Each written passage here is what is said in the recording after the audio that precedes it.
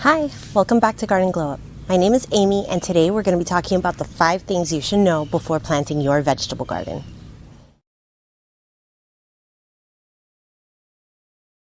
So why am I doing this video? As I've been setting up my vegetable garden, I've learned so much. And so I just wanted to take a moment and reflect on it and tell you about the things that I've learned while I was setting this up, so that if you plan on setting up a vegetable garden, you can learn from me. At around the same time that I'm posting this video, I'm also posting a video about the design of my vegetable garden, so check that out. If you're not a subscriber, please hit the subscribe button. If you do, YouTube will let you know when I upload my next video. I've been uploading about once a week, so once a week you can expect to see a new video in your home feed from Garden Glow Up. So here's the question of the video. Let me know your answer in the comment section below. Are you a vegetable gardener?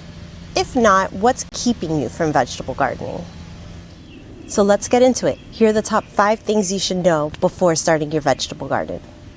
So tip number 1 is to know your hardiness zone. This is very basic knowledge when it comes to any type of gardening, but the reason it's important for vegetable gardening is so that you know if your plant will do well in your climate at that time. So a hardiness zone is just the broad strokes of the climate in your area. So if you're in the US, you can just do a quick Google search and type in hardiness zone and your zip code, and Google should let you know what your hardiness zone is. This is the very first step in researching any plant, because how you care for this plant will depend very much on your hardiness zone. Tip number 2 is to understand your microclimate. So let's take a look at what that means. This example assumes that you are north of the equator. Here we have the basic layout of a house and the sun rising in the east. Throughout the day, the house will cast shadows depending on the location of the sun. Typically, a southern garden will be a full sun exposure, and a northern garden will be a full shade location. East and west gardens will be part sun.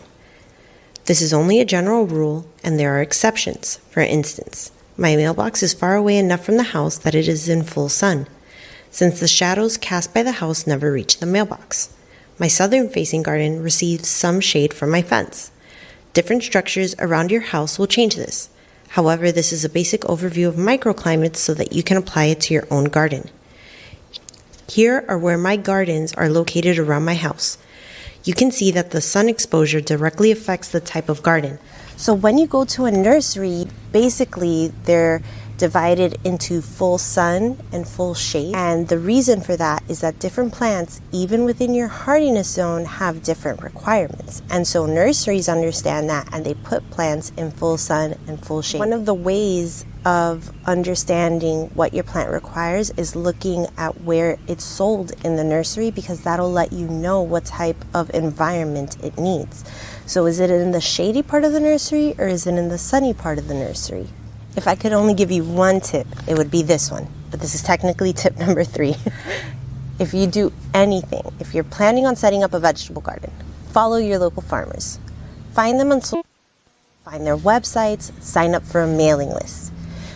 Following my local farmers has been the biggest jump in my understanding of vegetable gardening in my area. For me, the reason this has been such a big deal is because I'm in a subtropical climate. And a lot of the advice given to gardeners come from people who are in temperate climates. I didn't understand that at first. I didn't understand my hardiness zone. I didn't understand microclimates.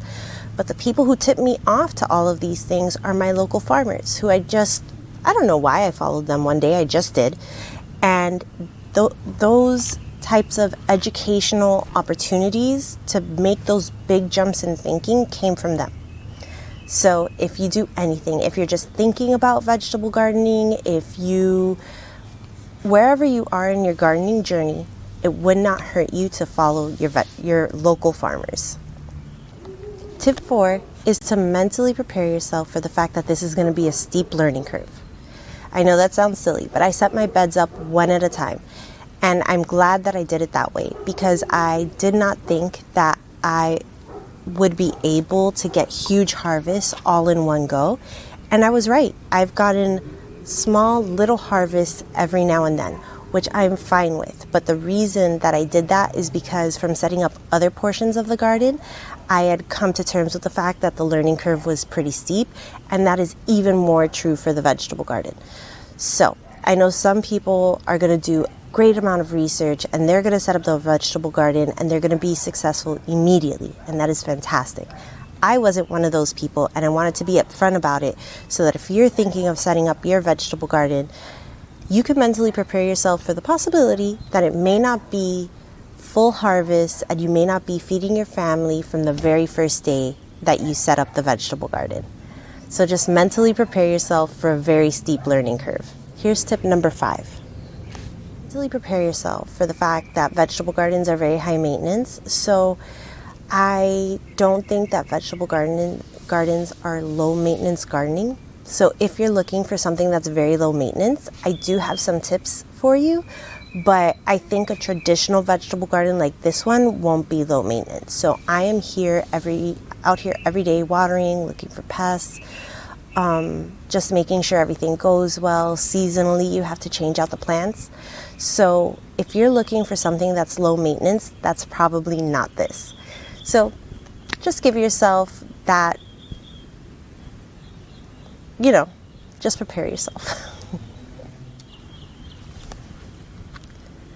So if you haven't checked out my last video, make sure to watch. I go over the vegetable garden design with you. I also have videos on my full sun garden, my rainforest garden, my Zen garden. So make sure to watch those as well. The links are in the description box below. Bye.